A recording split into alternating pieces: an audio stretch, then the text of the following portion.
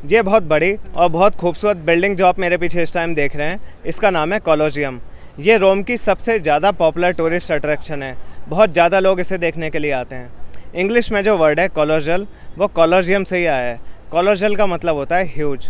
ये बिल्डिंग भी बहुत ह्यूज है। इसे 80 एडी में, अब से करीब 2000 साल पहले बनाया गया था। इसको बनाने का पर्पस था मासेस को एंटरटेन करना खूनी खेलों से। अंदर लोगों को, जो स्लेव थे, उनको दूसरे स्लेव से लड़ाया जाता था अंटिल समवन डाई। जो रोमन्स थे वो बहुत ही ग्रेट इंजीनियर थे, बहुत ही मजबूत स्ट्रक्चर बनाते थे और नए नए उन्होंने आविष्कार करे थे।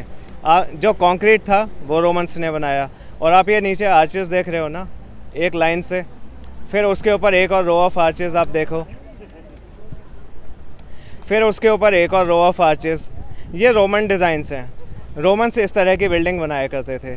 इसी तरह जो एक्विडक्ट्स हैं जिनमें पानी आता था बहुत दूर दूर से, हिल से, वो भी रोमन्स ने ही बनाई। तो इस बिल्डिंग का जो आर्किटेक्चर है वो कुछ इस तरह है कि रो ऑफ आर्चेस, उसके ऊपर और रो ऑफ आर्चेस, उसके ऊपर और रो ऑफ आर्चेस। फिर इन आर्चेस के बीच में जो कॉलम्स हैं, नीचे वाले जो कॉलम आपको दिख रहे हैं आर्चेस के बीच में, ये टस्कन कॉलम्स हैं। उसके ऊपर वाले जो कॉलम्स हैं वो आयोनिक कॉलम्स हैं। उसके ऊपर वाले जो कॉलम्स हैं वो कॉरिंथियन कॉलम्स हैं। और उसके ऊपर इन तीनों का मिक्सचर है। मैं इस टाइम कॉलोजियम के अंदर खड़ा हूँ, जो कि रोमन्स के द्वारा बनाई गई एक बहुत ही ग्रैंड बिल्डिंग है। ये करीब 2000 साल पुरानी है। रोमन्स जो थे वो बहुत ही ग्रेट इंजीनियर्स थे, काफ़ी स्ट्रॉन्ग और ग्रैंड स्केल पे बिल्डिंग्स बनाते थे।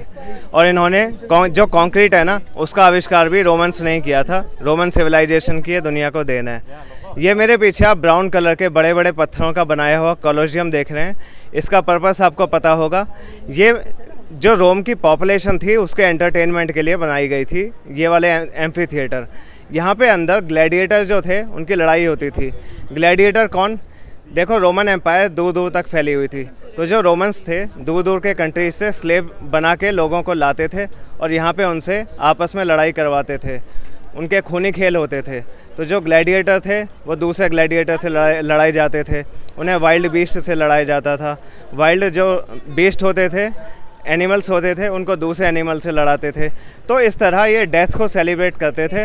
ये डेथ के खूनी खेल यहाँ पे होते थे और पब्लिक यहाँ चारों ओर के एरिना में बैठ के एंजॉय करती थी। ये आप मेरे पीछे देख रहे हो एम्फी थिएटर, मॉडर्न स्टेडियम्स की तरह ही जो पब्लिक थी रोमन की, वो इन एम्फी थिएटर्स में बैठ के जो यहाँ के बीच में खूनी खेल होते थे उन्हें एंजॉय करती थी। असल में रोमन पॉपुलेशन जो थी उस टाइम काफ़ी ज़्यादा थी और जो यहाँ के एम्परर थे और जितने भी रोमन गवर्नमेंट के लोग थे वो काफ़ी करप्शन करते थे और काफ़ी मिसमैनेजमेंट था। तो ताकि लोग कंप्लेंट ना करें, विद्रोह ना करें, तो इसलिए पब्लिक का जो ध्यान था उसे बटाए रखने के लिए ये कॉलोजियम बनाया गया था। और यहाँ एक टर्म है ब्रेड एंड सर्कस।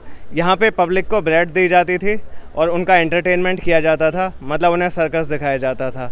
तो पब्लिक को और क्या चाहिए, खाने को मिलता रहे और एंटरटेनमेंट होता रहे। तो इस तरह किसी भी विद्रोह से बचने के लिए ये कॉलोजियम एक बहुत अच्छा रोल प्ले कर रहा था लोगों के लिए। और जो यहाँ पे ग्लैडिएटर्स लड़ने के लिए आते थे उनके लिए कोई बुरे सपने से कम नहीं था। सोचो, एक नॉर्मल आदमी को शेर से लड़ाया जा रहा है, उसे कैसा लगता होगा। कई बार शेर उन्हें मार देता था, तो कई बहादुर ग्लैडिएटर शेर को मार देते थे और पब्लिक एंजॉय करती थी। तो ग्लैडिएटर जब यहाँ पे आते थे तो वो कहते थे, hail Caesar, we who are about to die salute you, और फिर उसके बाद उनकी फाइटिंग होती थी। तो ये काफ़ी मस्ट विजिट साइट है, आपको यहाँ पे ज़रूर आना चाहिए। कॉलोजियम आज जितना बड़ा है, 2000 साल पहले जब ये बना था तब इससे लगभग 3 गुना बड़ा था।